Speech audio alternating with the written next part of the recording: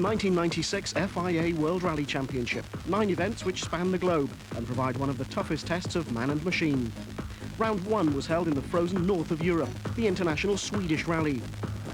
The reigning world drivers' champion was Colin McRae from Scotland, driving a Subaru Impreza, and he began the year as favourite to both retain his title and secure the Manufacturers' Championship for his team for the 2nd successive year. McRae's developed a reputation for being very quick, yet very spectacular. Before he became world champion, he seemed to either win or crash out of most of the rallies he entered. A newfound maturity meant that McRae and the Subaru would be the combination to beat in 1996.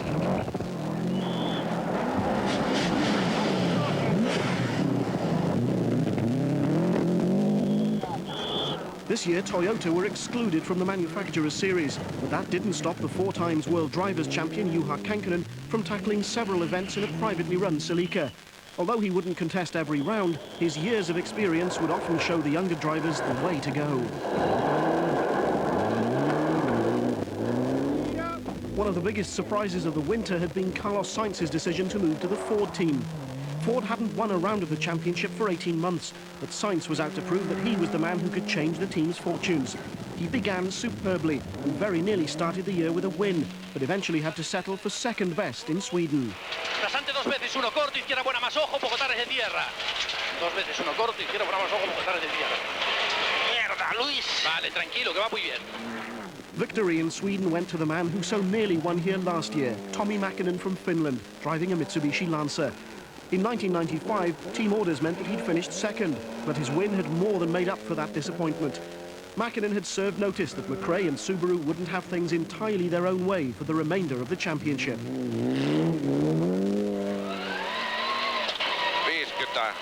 pitkä oikein eri plus yli nyppylän.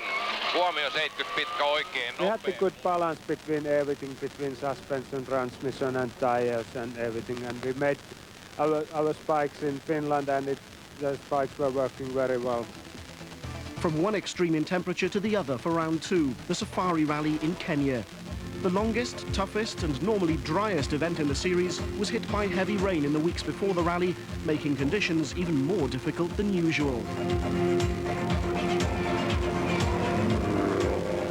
With Känkönen's name missing from the entry list, Toyota's hopes were pinned on their local driver Ian Duncan, who won the Safari in 1994.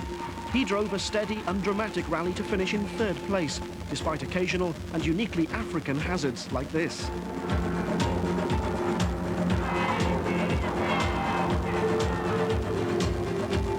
The veteran Swedish driver Stig Blomqvist has been competing on the Safari for 25 years and brought his Ford Escort home in 7th place. For the team leader, though, Kenya was to hold very different memories. His 2nd place in Sweden had left Carlos Sainz hoping for another good result, but it wasn't to be. After being forced to drive slowly with suspension problems, engine failure meant retirement for a dejected Sainz. Colin McRae hadn't much experience of the Safari and knew that victory would be difficult, as it proved.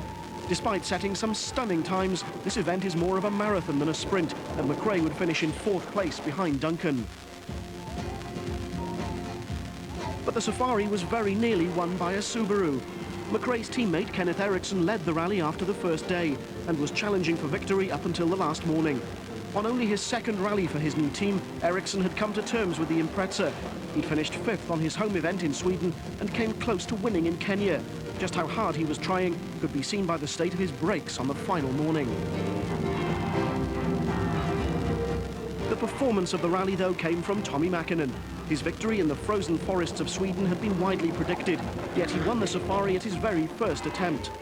The heat, dust and mud of Kenya hadn't caused him as many problems as his rivals, and Mitsubishi's tactic of changing suspension as often as possible meant that he could drive at a pace more suited to European rallies rather than the longest event in the championship. For the 2nd time in as many rallies, there were congratulations and handshakes awaiting Tommi at the final service halt. Round 3 saw the championship make its first ever visit to Asia for the newest event in the series, the Rally Indonesia. Staged amid some of the most colourful backdrops in the calendar, the rally attracted thousands of spectators into the rubber plantations to see the action.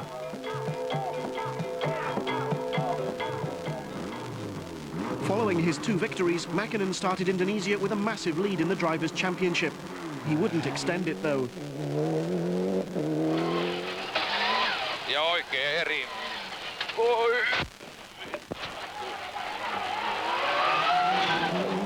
The damage caused by his impact with that bridge can clearly be seen, and although Mäkinen was able to complete day one, the damage forced him to retire the next morning. Returning to the series after missing the safari, Juha Kankkunen was attempting the Rally Indonesia for the first time.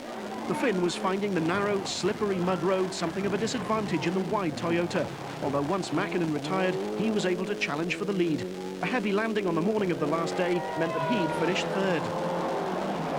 Juha's co-driver Nicky Grist, meanwhile, had obviously never experienced such conditions. 30. Long medium left. 70. This is the slipperiest I've ever seen anything. Long bad left and keep right over 40 to crest and turn long 90 left. After his disappointment in Kenya, Carlos Sainz sensed that his luck had changed. A string of retirements among the leading crews left Sainz and Lewis Moyer to take their first victory of the year, and Ford to take their first win since the Thousand Lakes Rally in Finland nearly 2 years before. No wonder there were so many smiling faces at the last service halt. Yes, I'm really happy, you know, especially after the first day where we had so many problems, and especially also with these conditions of the rally. Which I never found something like that in all the rallies I have done. But what of Colin McRae? Going into the final day, he led the rally by around 3 minutes and looked set to take victory when a seemingly innocuous intercom fault meant that he couldn't hear the pace note instructions from co-driver Derek Ringer. A system of hand signals worked for a short while until their world was turned upside down. The roll destroyed the car, leaving McRae the long walk back to face the boss. After the first 3 events in the series, Tommi Mäkinen's 2 victories meant that he led the Drivers' Championship from Carlos Sainz, with Kenneth Eriksson, Colin McRae and Juha Kankkunen 3rd, 4th and 5th.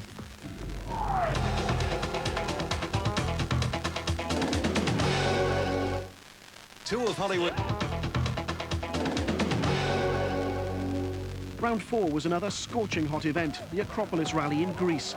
Sainz's win in Indonesia had obviously given the whole team a much-needed boost, and he was again driving superbly.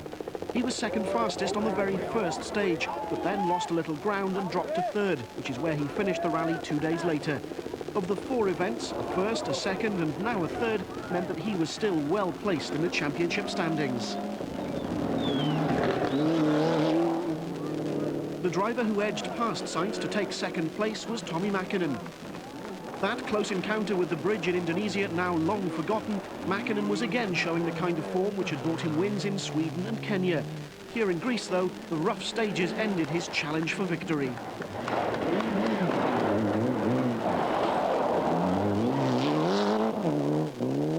Unfortunately, last couple of stages was so rough, and we couldn't go flat out because tire wearing was so bad. So you decided to drive the last 2 stages and capitalize on 2nd and points? Yeah, I had to do it. The Acropolis finally saw the first success of the year for the 1995 world champion. Colin McRae had been widely tipped to retain his title, but it appeared that Mäkinen was running away with the series. In Greece, McRae looked like a man on a mission, and that mission was victory at almost any price.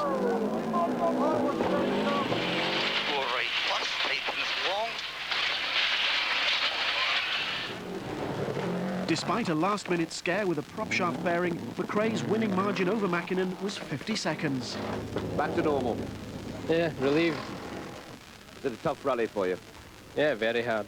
Just not knowing how quick to go. You can't drive 100% here because it's so rough. Next came the long journey across the Atlantic Ocean for the Rally Argentina. For McRae, South America doesn't hold particularly fond memories. He's destroyed both reconnaissance and rally cars here in the past. He began well, though, delighting the massive crowds which line the stages, but misfortune wasn't far away.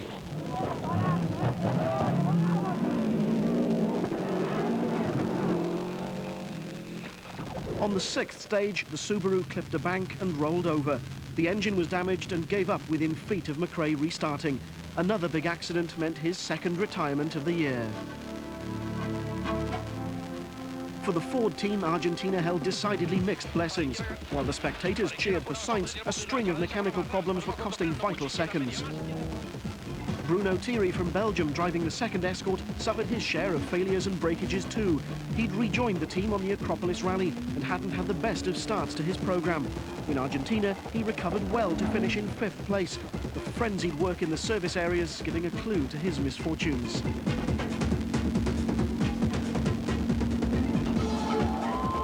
Sainz also shrugged off his first day problems and finished in 2nd place. This split screen gives a good idea of what it's like to ride with one of the world's best rally drivers. Al fondo, rasante izquierda, frenando, izquierda buena menos.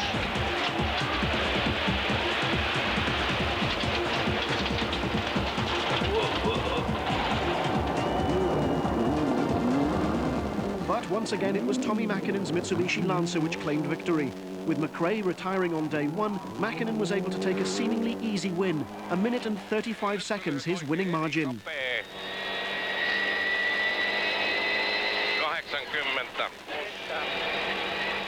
80. With 3 wins from 5 events, was Mäkinen already thinking about the championship? I have to say yes, because next event is 1,000 Lakes, and then Australia as well. It should be very good for us. And so to Mäkinen's home event, the 1,000 Lakes Rally in Finland, or as some call it, the Rally of the 1,000 Jumps.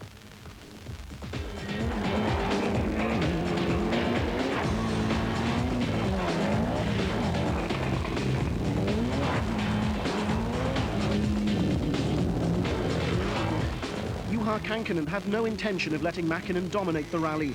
He made his 3rd and final appearance of the season on the 1,000 Lakes, an event he's won twice, and immediately showed the kind of form which has made him world champion 4 times. He led at the end of day 1. Mäkinen knew that he had a fight on his hands. By the afternoon of day 2, he'd caught and passed Kankinen, and despite a terrific struggle on the final day, held on to that lead to take his 4th win of the year, his 3rd consecutive victory, incidentally, in front of his home fans. Finland would be another country to forget as far as Colin McRae was concerned. Non-Scandinavians don't usually do well here, and 1996 was no exception. In McRae's case, though, the rally would end in the same way as Indonesia and Argentina had, spectacularly. The 3rd destroyed Impreza meant a repair bill in excess of $1 million, and with it went any chance of the Drivers' Championship. Another driver who failed to finish was Sainz, but for a very different reason. On the very last stage, the mechanical gremlins which had plagued Ford for much of the season once again caught up with the Spaniard. This time it was the Escort's gearbox which surrendered, as Luis Moya's radio message to the team confirmed. This is Luis. I don't know what happens. The car is not running. The engine is running, but we lost the gearing. The engine is running. We put the gears and the car wouldn't move. Will not move. After 6 rounds, Tommy Mäkinen's lead in the Drivers' Championship was now 33 points from Carlos Sainz. The 3 Subaru drivers, Kenneth Eriksson, Colin McRae and Piero Liatti, were now 3rd, 4th and 5th. In the Manufacturers' Series, meanwhile, Mitsubishi led from Subaru by just 6 points, while Ford were 3rd with 180 points. With 3 events remaining, any one of the 3 teams could still take the title.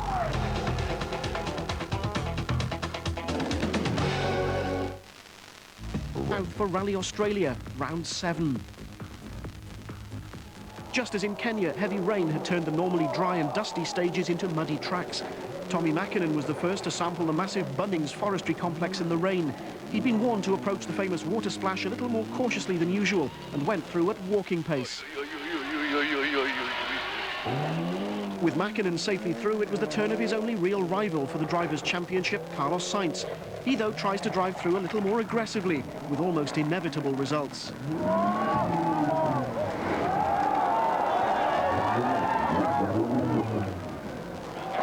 Frenando para tirar, tío. Izquierda media, se cierra. Vaya por Dios. With the Subaru of Kenneth Eriksson suffering the same fate as Sainz's Ford Escort, along came Colin McRae. With Luis Moya on the right-hand side and his own gravel crew on the left urging him to slow down and keep to the right, it looks as though McRae had become the water splash's 3rd victim. He keeps the engine running, however, and with a little help from the marshals and his father Jimmy, he keeps going and struggles through.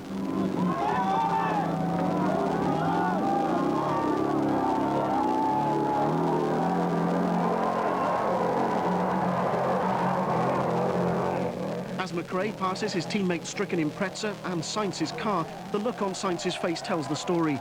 That water splash may just have cost the Spaniard the title. The organisers had no option but to cancel that stage, so a relieved Sainz could concentrate on catching the rally leader, none other than Tommi Mäkinen. If Mäkinen won, and it now looked almost inevitable that he would, then Sainz would have to finish second to keep the championship alive. That position, though, was occupied by Eriksson, the other water splash victim. Mäkinen and Seppo Harjanne duly took their 5th win of the year, but had to wait to see if it would also net them the world title. When Sainz arrived, his face spoke volumes. He'd failed to capture second place by just 4 seconds. Mäkinen was the new world champion. Was it enough? It was enough, no problem. You will be confirmed as champion. It's unbelievable feeling. With one title decided, the focus now switched to the series for manufacturers. The 8th round, the San Remo rally in Italy, would provide a stiff test for all the teams. Mitsubishi revealed a secret weapon, Didier Auriol, the 1994 world champion, an acknowledged San Remo expert.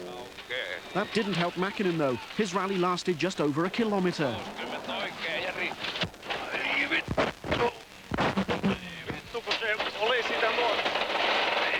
The concern on Tommy's face is clear. Seppo Harjanne, his friend and co-driver, is injured. So stupid.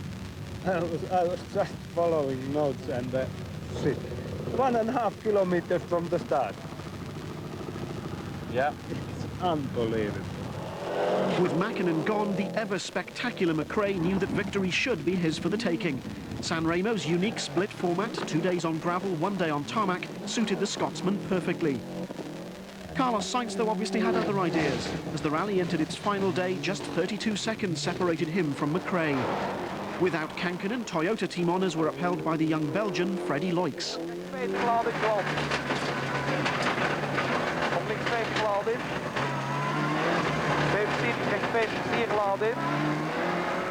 A superb drive saw Loix grab 4th place on the very last stage, but all eyes were on the battle for the lead. Sainz was steadily chipping away at those 32 seconds and went into the final stage of the rally, needing to take 12 seconds off McRae to win. McRae was in no mood to give up his 2nd victory of the year so lightly, though. He stormed through that final stage to secure victory by 22 seconds. At last, some good news. Good, especially now, because obviously with all the hassle I've had this year and the bad results, it's nice to win this rally.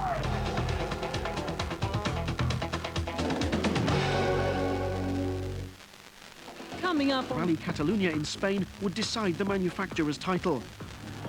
Ford still had a slim chance of taking the championship, although their hopes, together with those of the huge crowds, disappeared on stage 2, when it was Sainz's turn to crash out of a rally in spectacular style. Chasar, para derecha Casu, de tierra, ras, uno, ahí va. Vamos, vamos, vamos, vamos, vamos. Although the car didn't look too bad, the engine had been damaged, and their home rally was over for Sainz and Moya.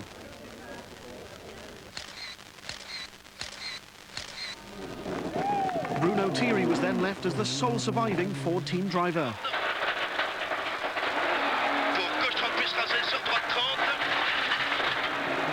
Thierry would eventually finish in a well-deserved 3rd place.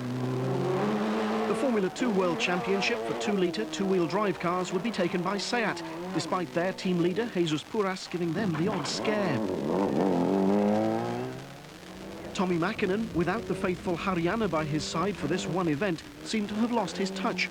The championship for manufacturers was slipping away from Mitsubishi as each stage passed, and the new drivers' champion eventually settled for 4th place. Despite the fact that the rally was held in northern Spain, the so-called Finnish mafia weren't far away. Their congratulations and support were plain to see, as was their banner.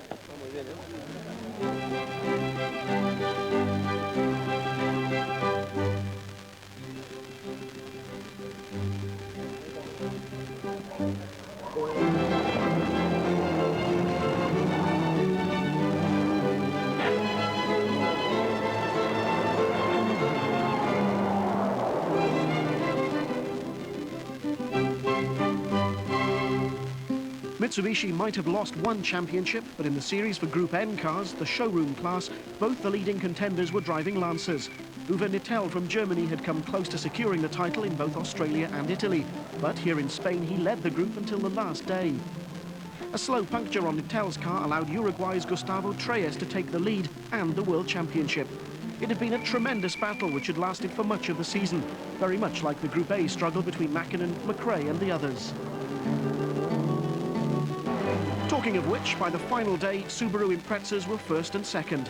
McRae was just 3 seconds behind his teammate Piero Liati, but with the championship safe, the gloves were off and the pair could battle it out.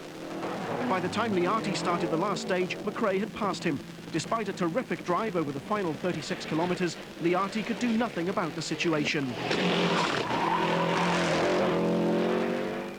After one of the closest finishes of the entire season, McRae was left to take his 3rd win of the year, to end the championship in 2nd place behind Mäkinen. It wasn't the result he'd wanted, but following his 3 spectacular retirements, it would do. Great way to finish off. Good start for next year.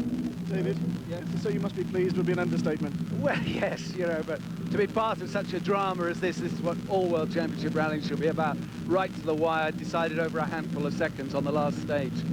I think it's proved the competitiveness of the series as it is today. It can only get better next year. Confirmation then of the championship positions. Tommy Mäkinen took the driver's title with Colin McRae 2nd, Carlos Sainz 3rd, Kenneth Eriksson 4th and Piero Liati 5th. In the manufacturers' table, Subaru were world champions for the 2nd successive year, with Mitsubishi 2nd and Ford 3rd. A thrilling end to the year, but with new cars and 14 rounds, next year's championship will be even bigger and even better. It all gets underway in the French Alps in January with the legendary Monte Carlo Rally.